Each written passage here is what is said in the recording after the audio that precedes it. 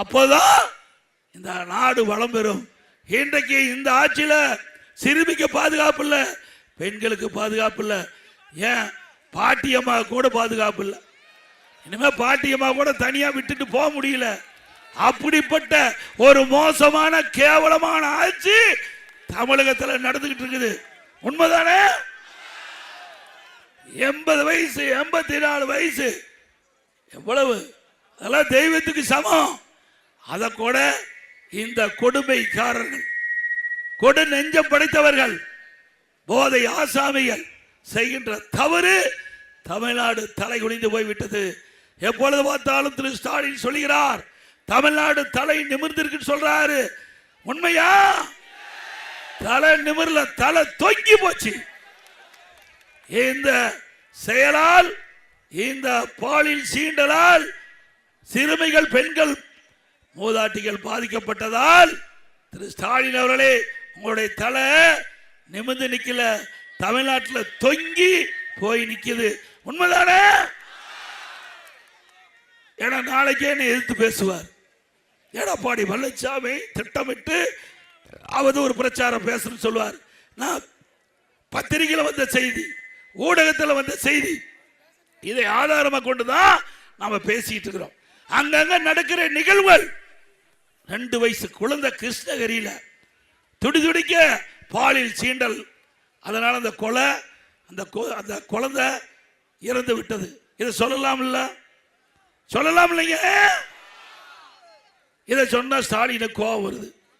அப்புறம் எல்லாத்தோட இந்த தொகுதியில் கஞ்சா, போதை மாத்திரை, கள்ளச்சாராய் நல்லா விற்குது. திருச்செங்கோடு அருகே தேவனாங்குறிச்சியில திமுக நிர்வாகி போலி மதுபான கடை வச்சு ஆளை வச்சிருந்தார்ல. திருச்செங்கோடு அருகே தேவனாங்குறிச்சியில திமுக நிர்வாகி போலி மதுபான தொழிற்சாலை நடத்தினாரா இல்லையா? ஆக இப்படி செயல்பாட்டின் காரணமாகத்தான் திரு ஸ்டாலின் தலை தொங்கி போச்சு. அவன் திமுக கட்சிக்காரனே இன்றைக்கு இந்த போலி மதுபான ஆலையை நடத்துறானா, அந்தந்த லெவலுக்கு தகுந்த மாதிரி நடத்துறான். இங்க இருக்கிற பொறுப்பாளர் சின்ன சின்ன நடத்துறான். இன்னும் பெரிய பொறுப்பாளர் யாருன்னு உங்களுக்கு தெரியும், 10 ரூபாய் நம்பர், அவர் பெருசா நடத்துறார்.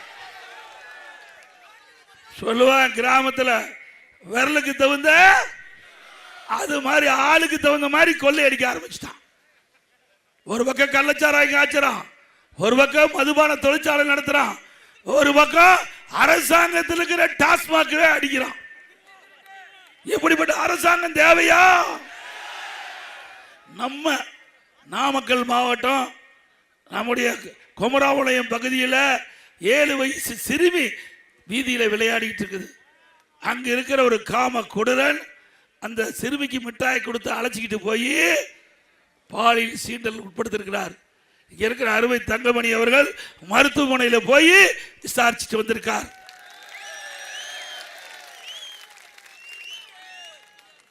ஏதாவது பயம் இருக்க வேணும்ல, காவல்துறை கண்டா பயம் இருக்க வேணும்ல. ஒரு ஆட்சியாளர் தவறு செய்தன்னு சொன்னால் பயம் இருக்க வேணுமா வேண்டாமா?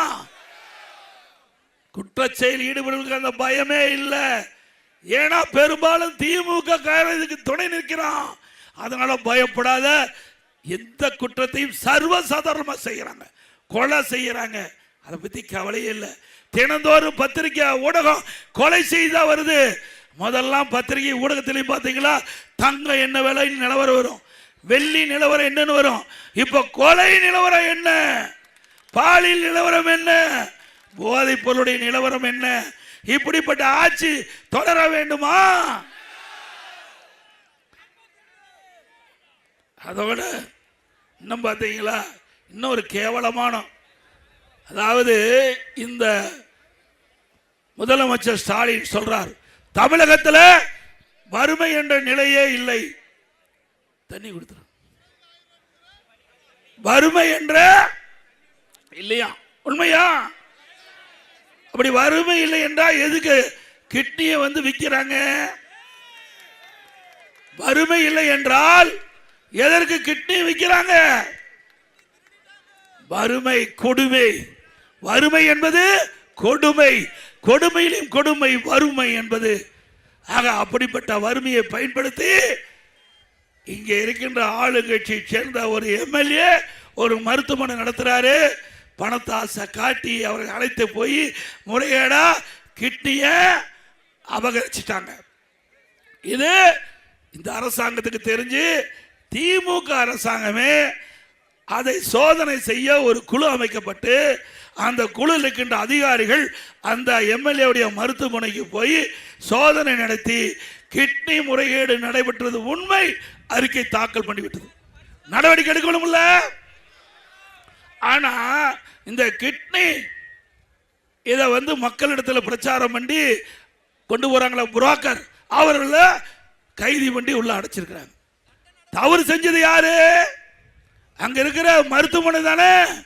அவர் தானே இந்த கிட்னிய கட் பண்ணி எடுக்கிறாங்க. முறைகேடு எடுத்தது அவர்கள் தானே. அவர்கள் மீது நடவடிக்கை இல்லை. யார் இந்த கிட்னி கொடுக்கின்றவர்களை கமிஷனுக்காக புரோக்கர் அழைத்திட்டு போய் மருத்துவமனைக்கு விடுறாங்க பாரு, அவர்களை கைது பண்ணி அப்படியே கேஸை க்ளோஸ் பண்ணிட்டாங்க.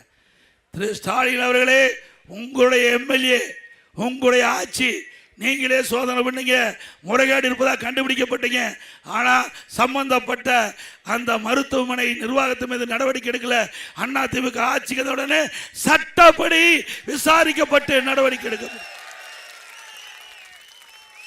நம்முடைய பொதுமக்களுக்கும் நம்முடைய கட்சி நிர்வாகி தொண்டர்களுக்கெல்லாம் சொல்லிடுறேன், உற்றார் ஒருவர் நண்பர் எல்லாம் சொல்லுங்க.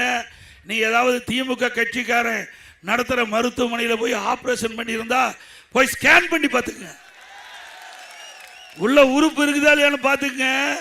நான் விளையாட்டா சொல்ல, குமராபாளையத்தில் இதே மாதிரி ஒரு பெண்மணிக்கு பணத்தாசு காட்டி கிட்னி எடுக்க கூடி அழைச்சிக்கிட்டு போய் பிறகு கல்லீரல் எடுத்துட்டாங்க.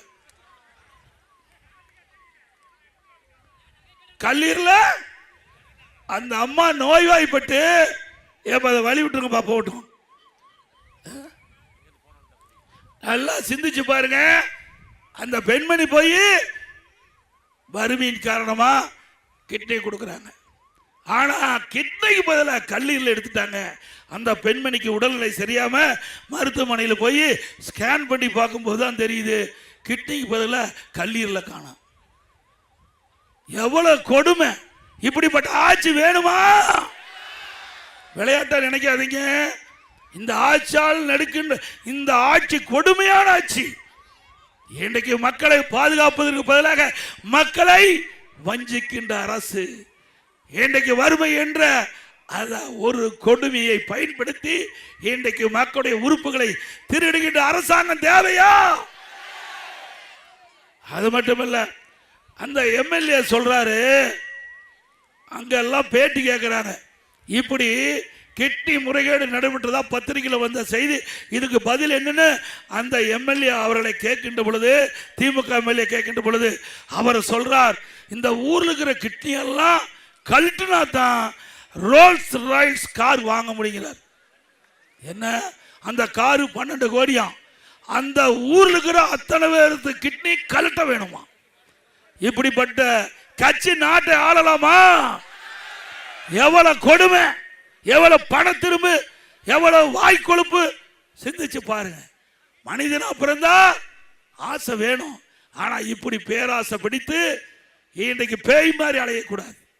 இப்படி மக்களை துன்புறுத்தி அவர்களை மனிதராக பார்க்காமல் ஒரு தரம் தாழ்ந்து இப்படிப்பட்ட செயலில் ஈடுபடுவதற்கு தகுந்த தண்டனை இந்த தேர்தலில் வழங்குவீங்களா?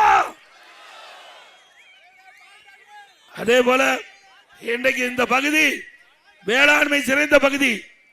லாரி தொழில், ரிக் தொழில், விசத்தறி தொழில், கைத்தறி தொழில், அப்புறம் ஸ்பின்னிங் மில் எல்லாமே பணியாற்றிட்டு இருக்கிறீங்க. இப்படிப்பட்ட தொழில் இந்த ஆட்சியில முடங்கி போச்சு. இந்த தொழில் ஈடுபட்டு இன்றைக்கு வேற